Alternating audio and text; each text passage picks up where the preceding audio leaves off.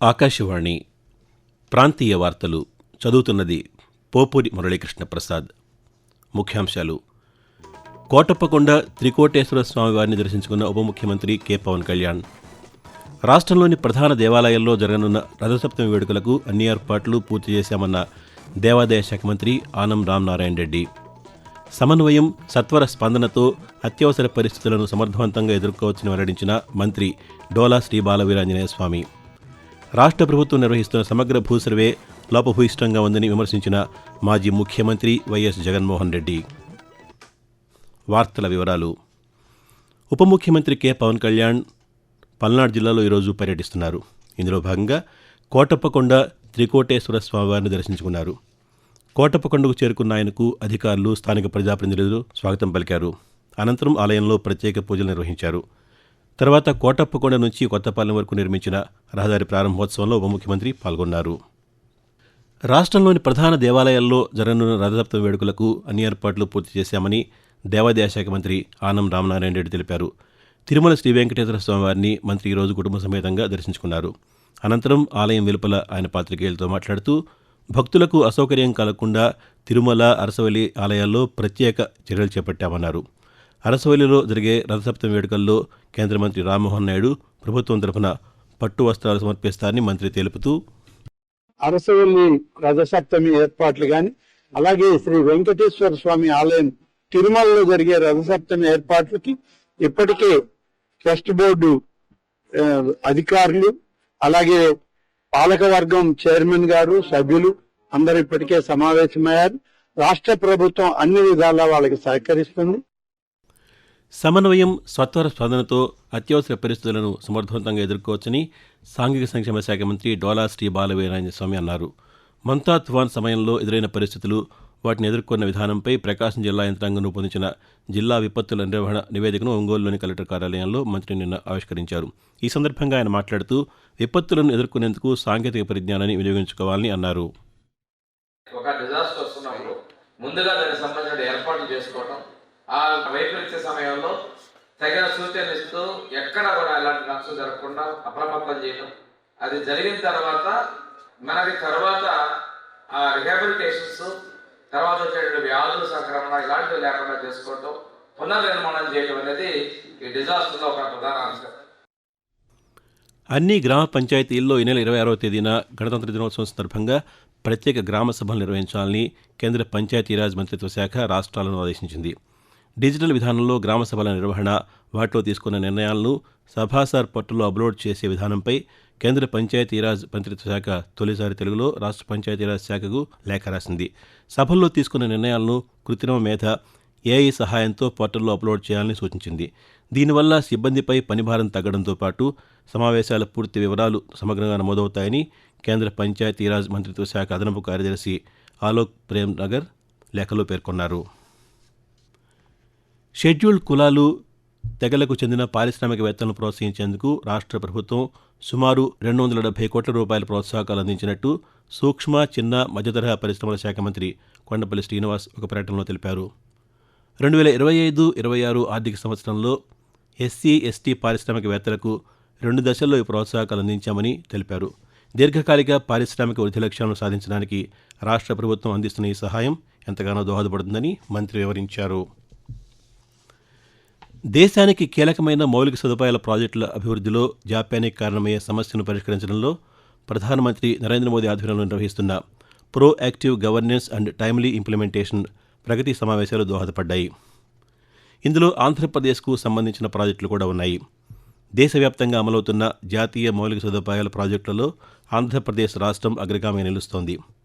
ప్రగతి వ్యవస్థలో భాగంగా project monitoring group PMG పోర్టల్లో సుమారు 7,53,690 కోట్ల రూపాయల పెట్టుబడితో రాష్ట్ర పరిధిలోని 210 ప్రాజెక్టులు పర్యవేక్షణలో ఉన్నాయి. వీటిలో జాతీయ రహదారులు, చమురు, సహజ వాయువు, విద్యుత్ ఉత్పత్తి, రైల్వేలు, గనులు, నౌకాశ్రయాలు వంటి రంగాలకు చెందిన పలు ప్రాజెక్టుల గురించి ప్రధానమంత్రి నరేంద్ర మోదీ సమీక్ష నిర్వహించారు. భూసేకరణ, అటవీ పర్యావరణ అనుమతులు, రాష్ట్ర, జిల్లా స్థాయి పాలనా సమన్వయం వంటి అంశాల్లో ప్రాజెక్టుల పురోగతికి ప్రగతి సమావేశాలు కీలక పాత్ర పోషిస్తున్నాయి. ఆకాశవాణి ప్రాంతీయ వార్తలు వింటున్నారు. ప్రభుత్వ ప్రోత్సాహకాలతో రాష్ట్రానికి పెట్టుబడులు వస్తున్నాయని రాష్ట్ర క్రీడా ప్రాధికార సంస్థ శాప్ చైర్మన్ ఏ రవినాయుడు తెలిపారు. ముఖ్యమంత్రి నారా చంద్రబాబు నాయుడు దావోస్ పర్యటనపై తిరుపతిలో నిర్వహించిన పాత్రికేయ సమావేశంలో ఆయన ఈరోజు మాట్లాడుతూ ప్రభుత్వం నూతన సాంకేతికతలకు ప్రాధాన్యమిస్తూ గ్రీన్ ఎనర్జీ, క్వాంటమ్ కంప్యూటింగ్ వంటి విధానాలను తీసుకొచ్చిందన్నారు. అలాగే క్రీడాకారులను ప్రోత్సహించేందుకు ప్రభుత్వం నూతన క్రీడా విధానాన్ని తీసుకొచ్చిందని తెలిపారు. అమరావతిని క్వాంటమ్ కంప్యూటర్ సెంటర్ గా అనౌన్స్ చేయడం జరిగింది. 15 పరిశ్రమలు ఏదైతే ఉన్నాయో అంతకుముందు దావోస్ పెట్టుబడుల్లో మనం ఆ రోజు వచ్చినప్పుడు ఏవైతే టాప్ కంపెనీస్ ఉన్నాయో అవన్నిటిని ఈ రాష్ట్రంలో పెట్టుబడులు పెట్టాయి. ఇంకొక 5 పరిశ్రమలు కూడా ఈ నెలలో ఫిబ్రవరి నెలలోనే పెట్టుబడులు పెట్టడానికి సిద్ధంగా ఉన్నాయి. ఈ రోజు చూస్తే దిగ్గజ కంపెనీలన్నీ మన రాష్ట్రం వైపు చూస్తున్నాయి. ప్రధానమంత్రి నరేంద్ర మోదీ తన మనసులోని భావాలను ఆకాశవాణి ద్వారా దేశ ప్రజలతో పంచుకునే మన్ కీ బాత్ మనసులోని మాట కార్యక్రమం 130వ సంచిక ఈ నెల 25వ తేదీ ఆదివారం ప్రసారమవుతుంది. మన్ కీ బాత్ కార్యక్రమానికి ప్రజలు తమ సూచనలు అందించాలని ప్రధానమంత్రి కోరారు. ప్రజలు తమ స్వర సందేశాలను 1800 నంబరుకు రేపు సాయంకాలం వరకు పంపవచ్చు. రాష్ట్ర ప్రభుత్వం నిర్వహిస్తున్న సమగ్ర భూ సర్వే లోపభూయిష్టంగా ఉందని మాజీ ముఖ్యమంత్రి వైఎస్ఆర్ కాంగ్రెస్ పార్టీ అధ్యక్షులు వైఎస్ జగన్మోహన్ రెడ్డి విమర్శించారు. గుంటూరు జిల్లా తాడేపల్లిలోని క్యాంపు కార్యాలయంలో ఆయన ఈరోజు పాత్రికేయులతో మాట్లాడుతూ తమ ప్రభుత్వ హయాంలో భూ సర్వేకు 6,000 కోట్ల రూపాయలను ఖర్చు చేశామని చెప్పారు. వివాదాలు లేకుండా పారదర్శకంగా ఈ సర్వే నిర్వహించి భూ యజమానులకు శాశ్వత యాజమాన్య పత్రాలు ఇచ్చామని పేర్కొన్నారు. వాహనాలు నడిపేటప్పుడు ప్రతి ఒక్కరూ అప్రమత్తతో ఉండాలని అనంతపురం జిల్లా జాయింట్ కలెక్టర్ సి విష్ణుచరణ్ అన్నారు. 37వ జాతీయ రహదారి భద్రతా మాసోత్సవాల్లో భాగంగా రవాణా శాఖ ఆధ్వర్యంలో అనంతపురంలో నిర్వహించిన అవగాహన ర్యాలీని ఆయన ఈరోజు ప్రారంభించారు. ఈ ర్యాలీ అనంతపురం మున్సిపల్ కార్యాలయం నుండి క్లాక్ టవర్ వరకు కొనసాగింది. ఈ సందర్భంగా జాయింట్ కలెక్టర్ మాట్లాడుతూ ప్రతి ఒక్కరూ రహదారి నిబంధనలు పాటించాలని అన్నారు. జిల్లా వ్యాప్తంగా 4 రోజుల పాటు రోడ్డు భద్రతా నియమాలపై అవగాహన కార్యక్రమాలు నిర్వహిస్తున్నామని తెలిపారు.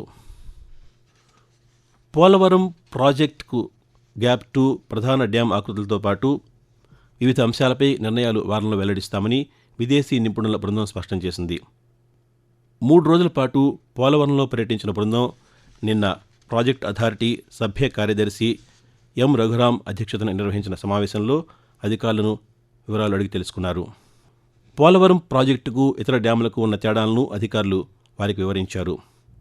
గ్యాప్ 2 ఆకృతులకు సంబంధించి నివేదికలను పరిశీలించి భూకంపాలను తట్టుకోలేక చేపట్టాల్సిన నిర్మాణాల ఆకృతులపైన అధ్యయనం చేసి తుది నిర్ణయాలు వెల్లడిస్తామని నిపుణుల బృందం తెలిపింది.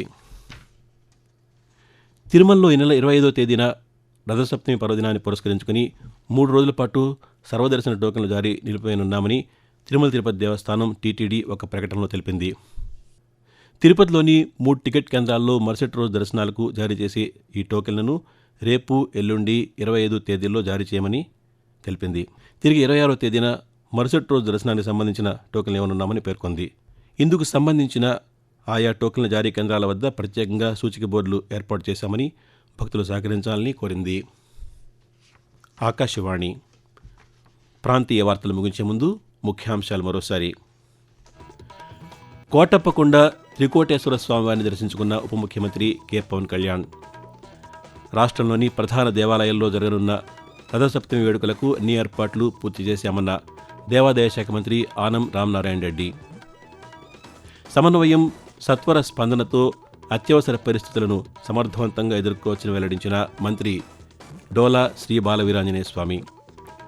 రాష్ట్ర ప్రభుత్వం నిర్వహిస్తున్న సమగ్ర భూ సర్వే లోపభూయిష్టంగా ఉందని విమర్శించిన మాజీ ముఖ్యమంత్రి వైఎస్ జగన్మోహన్ రెడ్డి.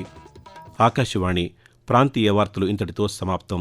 తిరిగి సాయంత్రం 6 గంటల 10 నిమిషాలకు విశాఖపట్నం కేంద్రం నుంచి ప్రాంతీయ వార్తలు వింటారు.